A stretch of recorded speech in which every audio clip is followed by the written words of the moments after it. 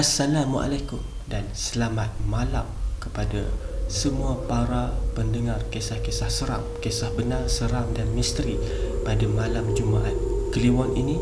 Saya akan ceritakan satu kisah yang betul-betul berlaku. Kisah ini adalah kisah daripada sahabat saya yang bernama Omar.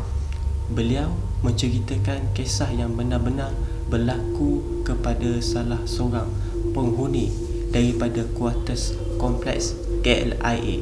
Macam ni kisah seram beliau. Cerita ni dia dah berlaku ketika zaman era kuartus kompleks KLIA dibuka. Kalau tak silap pada tahun 1998, ketika tu ramailah staf awam berpindah ke situ semasa Kuala Lumpur International Airport, atau dipanggil, orang selalu panggil KLIA lah, dibuka. Mereka tinggal dekat kuartus kompleks KLIA. Kawasan asal dahulu ni adalah kawasan hutan dan juga ladang kelapa sawit. Jadi pelbagai peristiwa misteri dan seram memang banyak berlaku dekat situ. Kuartus KLIA ni terletak dekat sempadan Sepang, Selangor dan juga Nilai Negeri Sembilan. Salah satu dia punya misteri dan juga kisah urban legend dekat situ adalah kejadian yang berlaku dekat gerai burger. Okey, macam ni kisah seram beliau. Pada satu malam, Atoy, bukan nama sebenar, sedang meniaga burger dekat dalam kompleks kuartus KLIA. Pada ketika itu memang banyak kedai atau tidak banyak dibuka seperti sekarang. Dahulu ada tempat jika nak beli makan pada malam. Satu di Kampung Jijan, satu lagi dekat kedai dekat area kawasan Tasik yang dipanggil Kedai Tasik, dan satu lagi gerai tepi jalan atau pasar malam pada hari tertentulah. Atoy biasanya berniaga sampai lewat malam lah. Biasanya kalau ramai customer, dia akan berniaga sampai pukul 1 pagi. Malam tu adalah malam Jumaat Kliwon. Atoy dia berniaga seorang diri je kerana member dia tak berapa sihat. Tapi jam pun dah pukul 12 malam. Suasana kuartus kompleks KLIA ni nampak sunyi dan suram kerana memang dah tak ada kenderaan atau motosikal yang lalu dekat kawasan tersebut, menyebabkan kawasan tersebut sunyi. Kebiasaannya pada pukul 12 malam seperti itu akan ada orang yang balik daripada kerja. Contohnya pekerja daripada shift petang. Seterusnya selepas itu memang tak ada lagi dah bas akan lalu kawasan tersebut untuk mengambil kaki tangan pekerja. Atoy mulai ingin mengemas barangnya. Secara tiba-tiba saja kedengaran ada satu suara memecahkan keheningan pagi. Bang, burger daging satu. Atoy terkejut bila dia dengar suara tu order burger, kerana dia tak dengar tapak kaki ataupun bunyi orang berjalan, dan dia tak dengar orang berjalan ke arah gerai dia. Satu je ke bang, kata Atoy balik kepada suara tersebut. Satu je. Suara tu kedengaran perlahan sahaja dan sayu. Satu je. Atoy pun tengoklah ada kelibat lembaga dekat sebalik rak kaca burger. Jadi Atoy pun mulalah masak burger dia. Atoy pun menoleh lagi, akan tetapi kelibat tadi masih ada. Jadi Atoy ni hanya fokus memasak burger je lah. Setelah beberapa minit burger tu siap, tiba-tiba angin bertiup dengan kuat dan kencang. Lantas Atoy terhidu bau sesuatu yang amat busuk. Busuk dia tu menusuk hidung. Atoy dah mula rasa tak sedap hati, tak sedap badan. Jadi dia pun memanggil pelanggan yang order burger tadi. Bang, ni burger dah siap. Saya bagi extra burger lagi untuk abang. Dah, harga RM2 je. Harga 2 dalam 1. Lembaga tu terus memunculkan diri, melangkah betul-betul dekat depan Atoy. Allahu Akbar, Allahu Akbar. Lembaga tu memang tak ada kepala. Jadi Atoy dah mula rasa lemah dan longlai. Terus pingsan. Ini adalah pertama kalinya perkara menyeramkan berlaku sepanjang dia meniaga burger dekat area situ. Esok pagi dia, Atoy telah dikejutkan oleh orang yang lalu lalang dekat situ. Jadi Atoy pun ceritalah kisah seram kepada seorang tukang kebun yang mengejutkan diri dia daripada pingsan tadi. Akhirnya habis kecoh satu kuartus komplek KLIA akan kisah peniaga gerai burger yang diganggu dan dikacau oleh hantu tanpa kepala. Kisah ini telah pun menjadi bualan hangat antara generasi lama kepada generasi baru. Kisah ini masih lagi segar di ingatan penghuni kompleks KLIA yang berada dekat situ ketika tu sampailah sekarang. Akan ada banyak lagi lah kisah-kisah benar, seram dan misteri yang akan saya cuba kongsikan kepada anda semua. Teruskan membaca dan mendengar kisah-kisah seram, misteri yang ada dekat channel saya. Nantikan kisah-kisah yang lain pula pada hari yang akan datang. Assalamualaikum.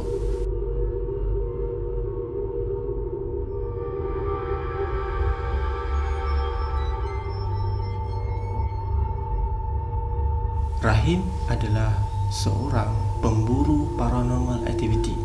Atas sifat minat dia, iaitu dia secara berseorangan boleh pergi ke sebuah rumah kosong yang tidak berpenghuni dekat sebuah kampung iaitu rahsia di Lenggong, Perak. Dia mendapat tahulah tentang rumah lama itu pun disebabkan dia ada terdengar perbualan orang-orang tua ketika dia ada dekat sebuah kedai makan tepi jalan dekat Lenggong. Tapi sebenarnya Rahim ni hanya singgah minum saja dekat kedai tu, dan dia nak balik semula ke rumah dia dekat Baling, Kedah. Akan tetapi setelah dia mendengar perbualan cerita orang-orang tua dekat situ, menyebabkan dia nekat untuk membuat video entiti dekat rumah yang diceritakan oleh seorang pakcik yang dia tegur dia tadi. Pakcik tu pula dia ada cerita kepada dia lah, kepada Rahim ni, bahawa gangguan dekat rumah kosong tu amat menyeramkan dan menasihati Rahim supaya berhati-hatilah ketika membuat video ataupun paranormal dekat situ. Rahim dia hanya tersenyum dan dia menyuruh pakcik tersebut untuk memberitahu alamat rumah kosong tersebut. Jadi pakcik tu pun ceritalah alamat tersebut yang dia minta tadi, dan terus Rahim bayar makanan dan minuman yang dipesan oleh dia, dan dia belanja sekali pakcik tu juga. Dan pakcik tu pun mulalah berbuka bicara, hati-hati ya nak, lagipun dah masuk pukul 11 malam. Apa yang kamu nak tengok tu nanti akan munculkan diri. Bersiap sedialah kamu ya nak, jangan terlalu suka sangat, ingat Allah, kata pakcik tersebut. Jadi Rahim itu pun berlalu pergi dan terus masuk ke dalam kereta dia. Lalu dia start enjin kereta dan dia terus pergi ke alamat rumah kosong yang pakcik tu bagi tadi. Jadi Rahim pun gunakan aplikasi Google Maps pergi ke alamat tersebut. Bila dah sampai, Rahim dekat alamat yang diberikan oleh pakcik tersebut, Rahim tengok dekat kiri dan kanan jalan yang nak menuju ke rumah kosong tersebut. Keadaan dia amat gelap dan dipenuhi oleh hutan belukar. Keadaan rumah tersebut memang amat uzur lah. Rumah kayu itu seakan-akan rumah kayu zaman dahulu. Ketika Rahim nak masuk tu, dekat dalam rumah tu, tiba-tiba saja si Rahim ni dia nampak sepasang mata bercahaya daripada dalam rumah tersebut. Di antara celah-celah daun tingkap yang terbuka, Rahim segera menghalakan lampu picit yang diletakkan dekat atas kepala dia untuk menyuluh penampakan tersebut. Secara tiba-tiba mata merah itu hilang. Cis, cepat betul kau hilang. Aku belum lagi nak onkan live kamera aku ni dekat penonton, kata Rahim dengan nada marah. Setelah Rahim setkan semula video tersebut, set video live dia memulakan pencarian dia, mencari hantu dekat rumah kosong tersebut. Ada di antara follower dia yang mengatakan bahawa Rahim ni memang betul-betul berani, disebabkan terlalu berani pergi mencari hantu seorang-seorang pula tu. Dan dia sememangnya kerja gila. Rahim hanya tersenyum sinis melihat komentar-komentar dekat handphone dia. Bagi dia puas kerana berjaya menghiburkan follower dia, dan janji masyuk kerana dibayar oleh pihak tertentu. Rahim mula membuka pintu untuk memasuki rumah kosong tersebut. Keadaan di dalam rumah kosong tu begitu kotor sekali dan berhabuk serta penuh dengan sampah. Hai semua, saya Rahim. Saya akan memulakan pencarian hantu untuk kamu semua para follower. Cepat tekan butang like dan subscribe. Sebarkan, kata Rahim kepada followers ketika di live. Ya, Rahim melihat keadaan sekeliling rumah itu. Di tengah-tengah rumah terdapat tiang seri. Apa yang pelik dekat tengah-tengah tiang seri itu, terdapat kain kuning dan juga terdapat tulisan dekat kain itu. Kain itu jugalah telah dipaku dekat tiang tersebut. Rahim menanyakan pendapat kain tersebut kepada follower-follower dia. Hey guys, perlu tak aku cabut kain kuning tu? Tapi ada di antara follower dia yang berkata, biarkan saja. Dan ada di antaranya yang berkata, cabut semua, itu semua syirik. Lantas Rahim pun mula pegang kain tu dan mula cabut kain kuning tersebut. Rahim tengok tulisan dekat kain tu, dekat cebisan kain kuning tu ada tulisan Jawi. Tulisan tu dia ada mengatakan bahawa begini: aku tinggal di sini 1, 2, 3, 4, 5. Cubalah cari. Kejut Rahim membaca dia, meremang bulu roma dan juga bulu tengkuk Rahim. Setelah membaca tulisan itu, dekat atas kain kuning yang dia ambil dia tadi, sebentar tadi, secara tiba-tiba angin sejuk menerpa wajah Rahim. Ini membuatkan kain kuning yang dia pegang tadi tu terjatuh ke bawah. Sejuknya, kata Rahim dekat dalam live video tu. Rahim perasan dia nampak macam ada seseorang tengah tengok dia daripada jauh. Rahim mengamati penampakan tu. Di suluhnya penampakan tu, cap, tiba-tiba kedengaran satu suara. Ish, siapa pula nak main cap dengan aku ni, kata Rahim dengan gemetar. Cap, suara tu kedengaran amat dekat dengan Rahim. Rahim terus sahaja menoleh ke belakang, tetapi tak ada apa pun kat situ. Ditoleh dia lagi ke arah kiri dan kanan. Alangkah terkejutnya Rahim kerana dekat sebelah kiri dia ada penampakan seorang perempuan berambut panjang, tak ada wajah iaitu muka, dan berpakaian putih lusuh sedang merenung dia. Renungan hantu tu kosong kerana wajah dia tak ada.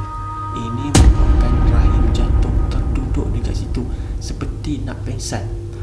Antara sedar dengan tak sedar, Rahim terdengar ada satu suara garau berkata kepada dia macam ni: Rahim, bangunlah, jom main nyorok-nyorok. Okey, kata suara tersebut. Rahim seperti nak menangis. Dia dengar suara tu. Rahim mula mengumpulkan kekuatan yang ada. Lantas dia perlahan-lahan bangun dan nak lari daripada rumah puaka tu. Ketika Rahim nak membuka pintu untuk keluar daripada rumah tu, dengan tak semena-mena dia merasakan seperti ada seseorang yang sedang pegang kaki dia daripada bawah. Rahim lantas melihat ke bawah. Apa yang dia tengok tu amat menakutkan sekali. kerana dia tengok seperti tangan manusia memegang kaki dia. Rahim terus meronta-ronta nak melepaskan diri daripada cengkaman tangan tersebut. Rahim terus menyebut Allahu Akbar, Allahu Akbar, Allahu Akbar 3 kali, dan tangan tu pun mulai hilang. Rahim terus saja keluar daripada rumah tu.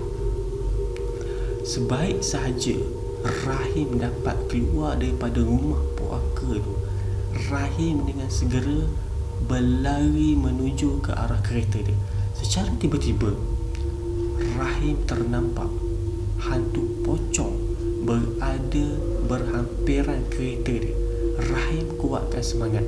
Terus saja dia buka pintu kereta dan menghidupkan enjin.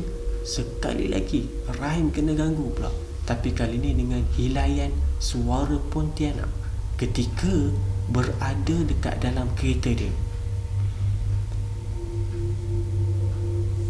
Rahim tidak mengendahkan suara yang kedengaran kerana dia nak segera belah daripada tempat puaka tersebut. Rahim terus mencari jalan keluar. Jadi dia pun terus memandu. Bila masuk saja daripada satu lorong ke lorong yang lain, dan dia tidak lagi menggunakan Google Maps. Rahim dia dah rasakan yang dia dah tersesat jauh kerana dia dah tak jumpa dah jalan keluar. Setelah beberapa kali dia memandu mencari arah jalan, dia perasan jalan yang dia drive tadi tu adalah jalan yang sama dan lorong yang sama yang dia lalui tadi. Dan berkali-kalilah dia melalui dia, berpusing-pusing. Jadi dia pun mengamati satu papan tanda dekat situ tertulis Kampung Kubur. Sudah, bila masa aku masuk Kampung Kubur ni, kata Rahim dalam hati dia. Dia dah penat, lemah dan mengantuk. Rahim segera menghentikan kenderaan dia dekat tepi bahu jalan. Rahim pun mematikan enjin kenderaan dan dia pun mulai lena. Tak berapa lama kemudian, Rahim dia terasa seperti ada sesuatu benda yang menaburkan pasir daripada atas kereta dia. Bunyi pasir jatuh menjumpai kereta Rahim. Ini tak boleh jadi ni, kata Rahim dalam hati. Dengan Rahim segera pun menghidupkan enjin kereta dia dan dia pun menyalakan lampu. Tiba-tiba alangkah terkejutnya Rahim kerana apa yang dia tengok dekat depan dia adalah kubur. Rahim keluar daripada kereta dia dan dia berasa pelik kerana dia melihat kereta dia berada dekat tengah-tengah kubur lama dekat dalam hutan. Macam mana dia boleh bawa kereta dia sampai dekat situ? Heran Rahim, dia memikirkan. Rahim melihat kedua tayar kereta dia kempis, tak ada angin. Rahim tengok jam dekat tangan, dah pun menunjukkan pukul 6 pagi. Lega rasanya dan Rahim mula call dia punya sahabat untuk minta pertolongan. Setelah beberapa jam kemudian, rakan Rahim yang bernama Ar-Rahmat sampai dekat lokasi yang diberikan. Rahim terus berkata kepada kawan dia iaitu Rahmat supaya cepat-cepat keluar dari tempat tu. Rahmat pun mengangguk tanda faham dan dia terus saja menyuruh Rahim mengikut dia daripada arah belakang untuk memandu arah menuju ke kereta dia. Rahmat pun terus memandu kereta dia membawa Rahim balik ke rumah dia dekat Pengkalan Hulu, Perak. Kereta kepunyaan Rahim dibiarkan dahulu kerana Rahim dah pun call towing truck untuk tunda kereta si Rahim ni dari situ ke lokasi kedai membaki kenderaan dekat Baling, Kedah. Itu sajalah kisah pengalaman benar, seram dan misteri yang berlaku kepada si Rahim, iaitu bukan nama sebenar lah. Seperti yang diceritakan kepada penulis, akan ada banyak lagi kisah-kisah yang akan saya kongsikan kepada korang semua. Oh ya, Di sini saya nak mengucapkan selamat tahun baru 2024 kepada semua para pembaca. Teruskan mendengar kisah seram dan juga menyokong channel saya Mystic Horror. Akhir kata daripada saya, alam ghaib itu ada. Kita semua tidak bersendirian. Assalamualaikum.